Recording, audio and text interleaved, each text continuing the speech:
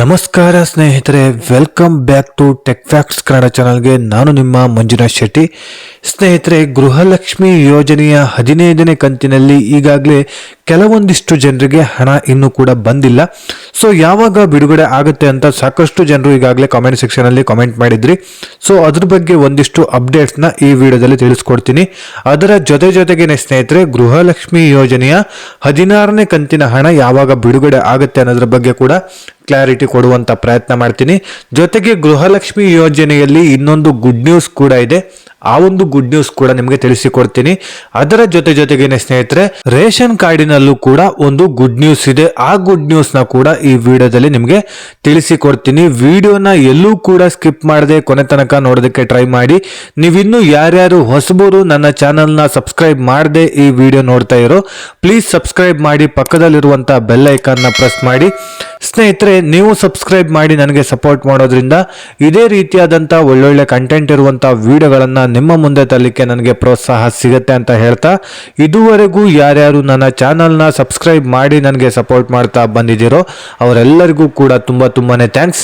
ಈ ವಿಡಿಯೋ ನಿಮಗೆ ಇಷ್ಟ ಆಗ್ತಾ ಇದ್ರೆ ಲೈಕ್ ಮಾಡಿ, ಸಾಧ್ಯವಾದಷ್ಟು ನಿಮ್ಮ ಸ್ನೇಹಿತರಿಗೆ ಈ ವಿಡಿಯೋನ ಶೇರ್ ಮಾಡಿ, ಅವರಿಗೂ ಕೂಡ ಈ ವಿಡಿಯೋದಿಂದ ಉಪಯೋಗನ ಪಡ್ಕೊಳ್ಳಿ ಅಂತ ಹೇಳ್ತಾ ವಿಡಿಯೋನ ಶುರು ಮಾಡೋಣ ಬನ್ನಿ. ಹೌದು ಸ್ನೇಹಿತರೆ, ಈಗಾಗಲೇ ಗೃಹಲಕ್ಷ್ಮಿ ಯೋಜನೆಯ 15ನೇ ಕಂತಿನ ಹಣ ಕೆಲವೊಂದಿಷ್ಟು ಜನರಿಗೆ ಇನ್ನೂ ಕೂಡ ಪೆಂಡಿಂಗ್ ಇದೆ. ಯಾವಾಗ ಬಿಡುಗಡೆ ಆಗುತ್ತೆ, ಸೊ ಬಿಡುಗಡೆ ಆಗುತ್ತಾ ಇಲ್ವಾ ಅಂತೇಳ್ಬಿಟ್ಟು ಸಾಕಷ್ಟು ಜನರಿಗೆ ಈಗಾಗಲೇ ಗೊಂದಲಗಳು ಶುರುವಾಗಿದೆ. ಸ್ನೇಹಿತರೆ, ಖಂಡಿತವಾಗ್ಲೂ ಈಗಾಗಲೇ ನೀವು 14ನೇ ಕಂತಿನ ಹಣದ ತನಕ ಸರಿಯಾಗಿ ಹಣ ನಿಮ್ಮ ಅಕೌಂಟಿಗೆ ಬಂದಿದೆ ಅಂತ ಹೇಳಿದ್ರೆ 15ನೇ ಕಂತಿನ ಹಣ ಕೂಡ ನಿಮಗೆ ಬಂದೇ ಬರುತ್ತೆ ಸ್ನೇಹಿತರೆ.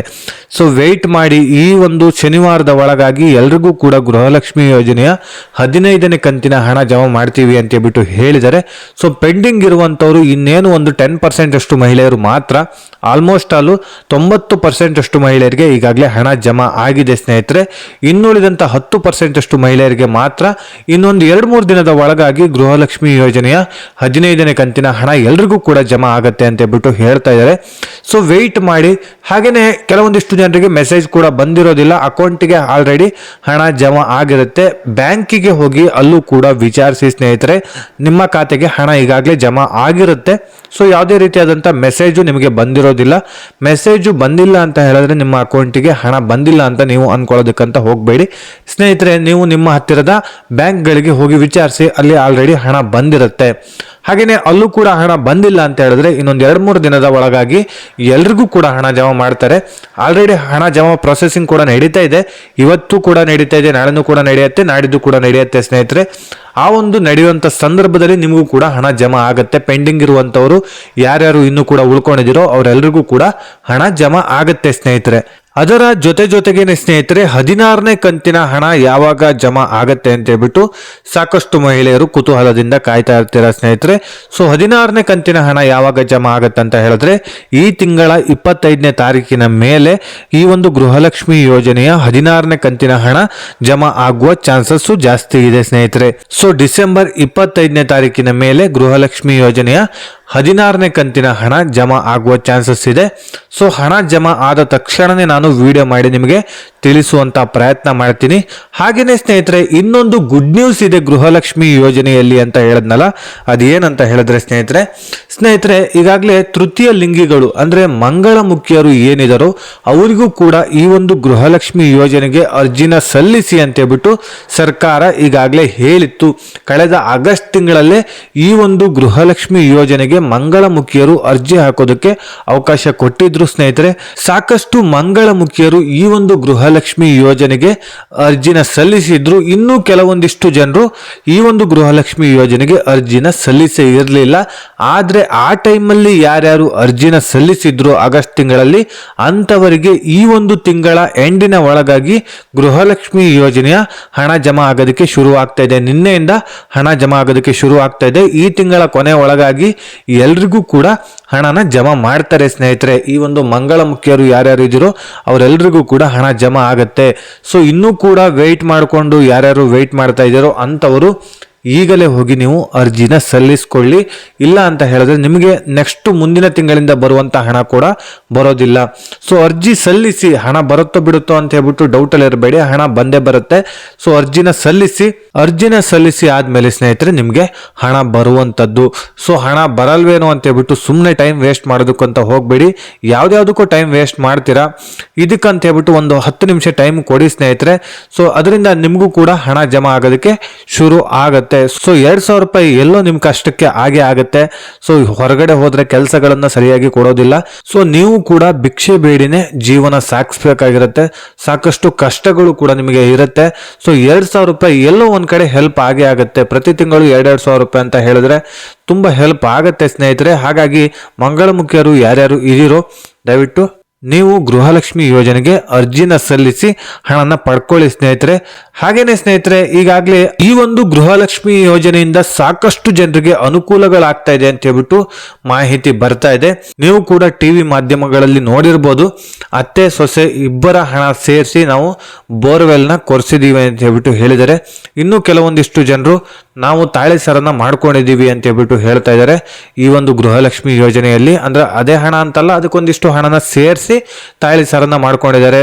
ಕೆಲವೊಂದಿಷ್ಟು ಜನರು ಗಾಡಿನ ತೆಗೆದುಕೊಂಡಿದ್ದಾರೆ. ಕೆಲವೊಂದಿಷ್ಟು ಜನರು ಈ ರೀತಿ ಏನೇನೋ ಅನುಕೂಲಕ್ಕೆ ಅವರು ಯೂಸ್ ಮಾಡ್ಕೊಂಡಿದ್ದಾರೆ ಹಣನ.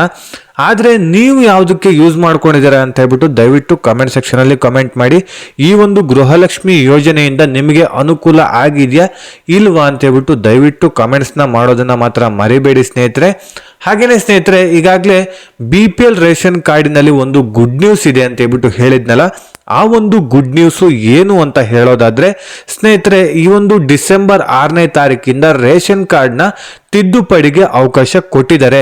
ಸೊ ನೀವು ಹೆಸರನ್ನ ಸೇರ್ಪಡೆ ಮಾಡೋದಾಗಿರ್ಬೋದು, ಒಬ್ಬ ವ್ಯಕ್ತಿನ ಸೇರ್ಪಡೆ ಮಾಡೋದಾಗಿರ್ಬೋದು, ಅಥವಾ ಇರುವಂತ ವ್ಯಕ್ತಿನ ತೆಗೆಯೋದಾಗಿರ್ಬೋದು, ರೇಷನ್ ಕಾರ್ಡ್ ಇಂದ ತೆಗೆಯೋದಾಗಿರ್ಬೋದು, ಅಥವಾ ನಿಮ್ಮ ಒಂದು ಅಡ್ರೆಸ್ನ ಚೇಂಜ್ ಮಾಡೋದಾಗಿರ್ಬೋದು, ಅಥವಾ ಯಾವುದೇ ರೀತಿಯಾದಂಥ ಅಪ್ಡೇಟ್ ಇದ್ರೂ ಕೂಡ ಈಗ ಅದಕ್ಕೆ ಅವಕಾಶ ಕೊಟ್ಟಿದ್ದಾರೆ ಸ್ನೇಹಿತರೆ. ಸೊ ಡಿಸೆಂಬರ್ 31ನೇ ತಾರೀಕು ತನಕ ಟೈಮ್ ಇರುತ್ತೆ.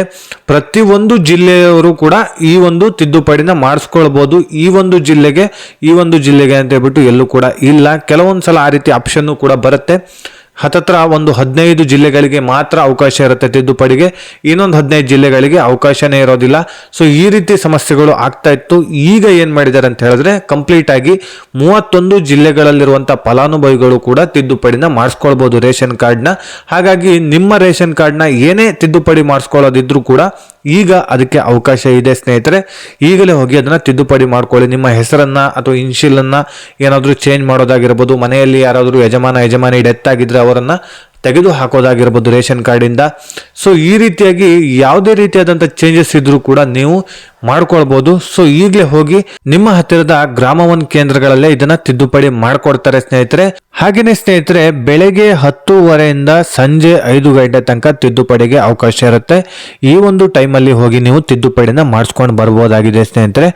ಸೊ ಇದಿಷ್ಟು ಗೃಹಲಕ್ಷ್ಮಿ ಯೋಜನೆ ಆಗಿರ್ಬೋದು, ಹಾಗೆ ರೇಷನ್ ಕಾರ್ಡ್ ಆಗಿರ್ಬೋದು, ಈ ಎರಡು ಒಂದು ಯೋಜನೆಗಳ ಬಗ್ಗೆ ಹೊಸ ಅಪ್ಡೇಟ್ಸ್ನ ನಿಮಗೆ ತಿಳಿಸಿಕೊಡುವಂತ ಪ್ರಯತ್ನ ಮಾಡಿದ್ದೀನಿ.